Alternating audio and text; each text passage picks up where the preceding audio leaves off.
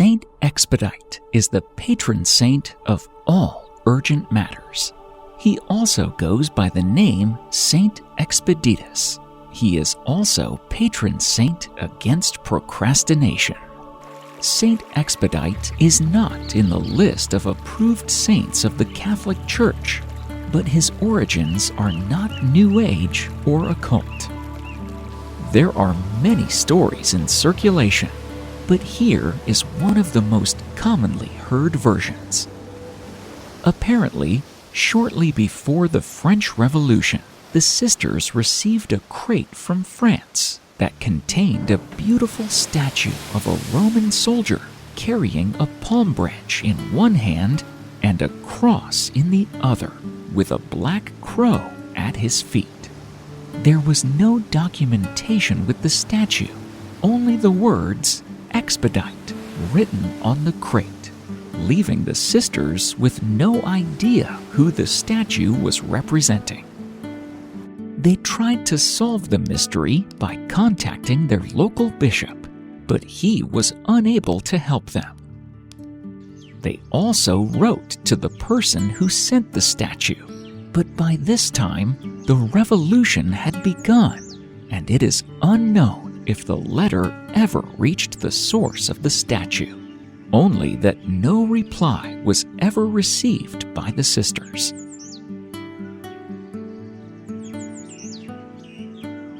Half-jokingly, they put the statue in the hallway of their school and called him Saint Expedite.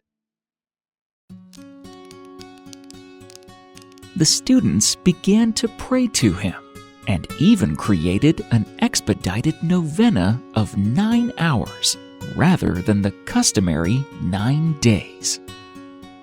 As it turned out, there must have been some answered prayers because devotion to Saint Expedite grew among the student population.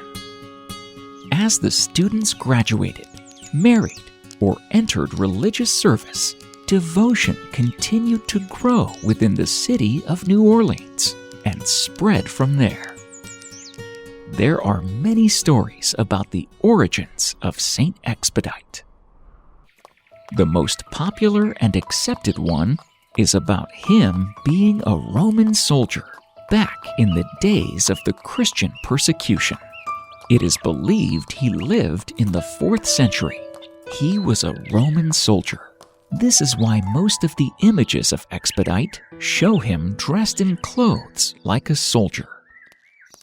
During his service, he witnessed the martyrdom of several Christians at the hands of their persecutors. He was so taken by their humility, faith, and their requests that their persecutors be forgiven that he chose to convert to Christianity. As a soldier, he learned about Christianity. He decided he wanted to convert to Christianity and devote his life to this new faith. As soon as he had made that decision, the devil appeared before him in the form of a crow. The devil demanded that he delay his decision to join the Christian faith until the next day, saying, "Convert tomorrow, convert tomorrow." Expedite refused, insisting he be baptized a Christian that very same day, and crushed the raven under his feet. This is why images show Saint Expedite stepping on a crow. He is killing procrastination. Hodie is the Latin word for today. The word Hodie can be seen on the cross he is holding. Basically, this sends out a powerful message. The saint is crushing tomorrow and replacing it with today. The palm branch he holds in one hand is a symbol of martyrdom. Regardless of who it might be, the statue obviously represents some saint in heaven who was once a Roman soldier and who suffered martyrdom for Jesus Christ. Just like Saint Christopher, Saint Valentine, and many others, Saint Expedite has been removed from the official calendar of Roman Catholic saints. His removal from the calendar has not resulted in a decline in his popularity. On the contrary, this saint is gaining more followers by the day. Saint Expedite is extremely popular across the world. Hundreds of thousands celebrate his feast day every year, and whoever it is, he evidently answers prayers. I ask you, Saint Expedite, to aid me in my financial difficulties. Let your strength and support protect my income and help me obtain enough money so that I will not suffer need and want. Please let peace and enjoyment reign in my household. I ask you and pray that my wishes be granted and glorify your intercession. Amen. Saint Bega's whole desire was to be betrothed to Christ, to be united to this one she loved with all her heart. As a young virgin, her devotion to Christ demanded that she leave her family home in Ireland and sail across the Irish Sea to Western England. That's scary for a young woman, likely a teenager. The legend of Saint Bega of Bees opens with a princess in Ireland who is the daughter of a powerful king in Ireland. As a child, Bega was way beyond her years in spiritual maturity, being virtuous, intelligent, and desiring to serve God. On top of that, she loved to do handicrafts. When she came of age to be married, many suitors came to their abode, hoping to gain her hand in marriage, but she wanted no part of any of them. She only desired to be betrothed to God. One day, an angel was sent to Bega with an arm ring with a cross etched on it.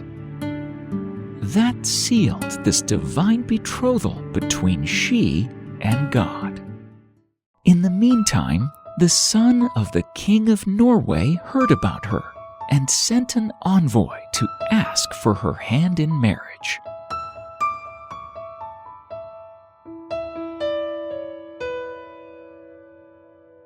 We can only imagine that Bega's father quickly agreed on this marriage proposal and hoped that this will afford his kingdom peace and fame for himself.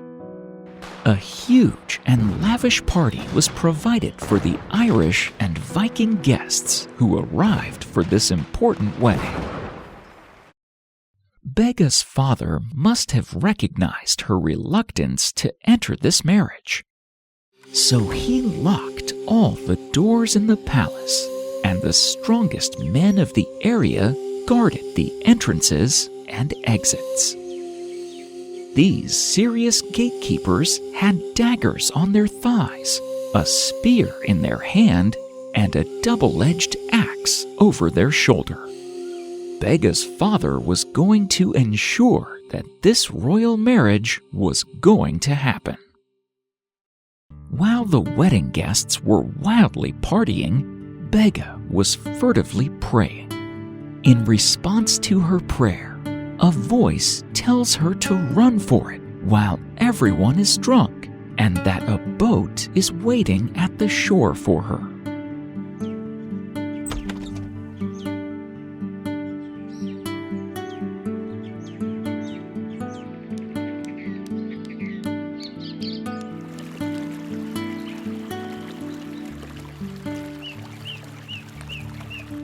Bega crossed the sea in this boat and landed at St. Bees in Western England.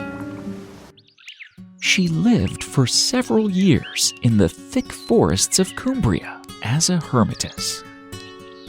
Finding herself rejected by the people living along the coast, she survived on nourishment miraculously brought to her by seagulls and gannets.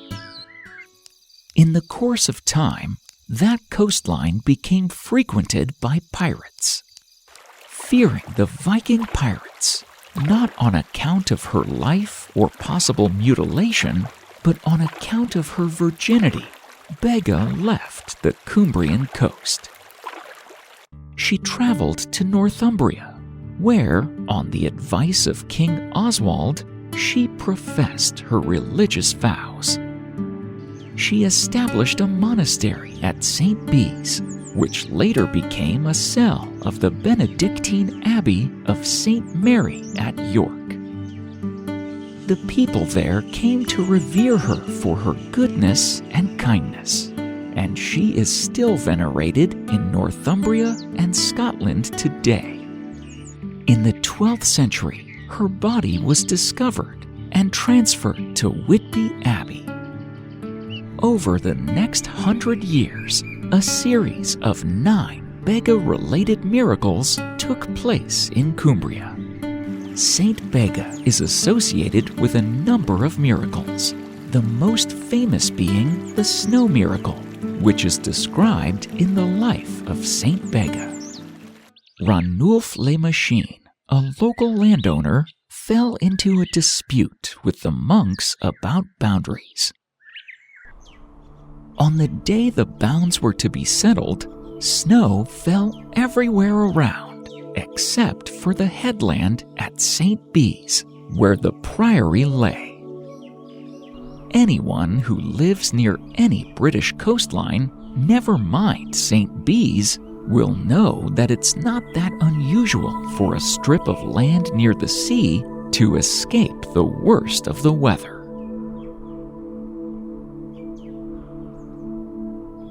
Another miracle tells of 2 sick brothers who, after seeing a vision at Teignmouth, traveled to St. Bees in a cart.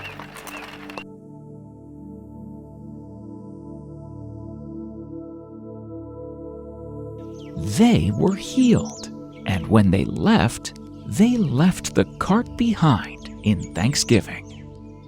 The account of Saint Bega's flight from Ireland is found in the life of Saint Bega, which was part of a collection of various English saints' lives that belonged to the Holmcoltrum Abbey and is dated to the mid-13th century.